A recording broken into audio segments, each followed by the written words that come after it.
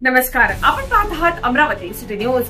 मित्रांनो, आज एक धक्कादायक आणि अस्वस्थ करणारी बातमी आम्ही घेऊन आलो आहोत, जी संपूर्ण अमरावती शहराला हादरवून गेली आहे। मित्रांनो, काल वेलकम टी पॉइंट परिसरात महानगरपालिकेच्या अतिक्रमण विभागाने एका अंडे विक्रेत्याची गाडी उचलण्याचा प्रयत्न केला आणि त्या विक्रेत्याने काय केले माहित आहे का? त्याने चक्क स्वतःच्या अंगावर पेट्रोल ओतले आणि तिली लावून स्वतःला जाळण्याचा प्रयत्न केला। होय मित्रांनो, ऐकून धक्का बसला ना? हे सगळं घडलं मनपा कर्मचाऱ्यांच्या कार्यवाही विषयीच्या भ्रष्ट वर्तनामुळे। मित्रांनो, काही हॉकर्स व फळ विक्रेता यांचा आरोप आहे की मनपा कर्मचारी आधी पैसे घेतात तरीही गाड्या उचलतात।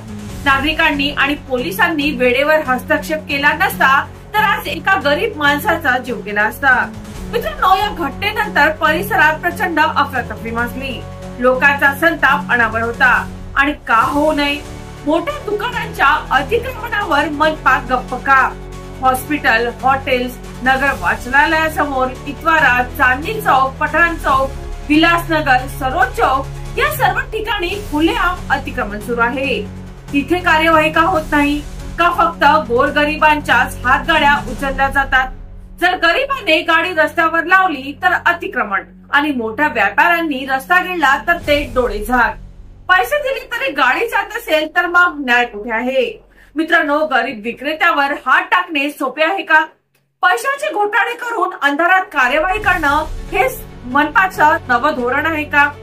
मनपा आयुक्त, अतिक्रमण विभागाचे अधिकारी हे फक्त बातमी नाही, हा आवाज आहे त्या सामान्यांचा जो आज पेटून उठतोय।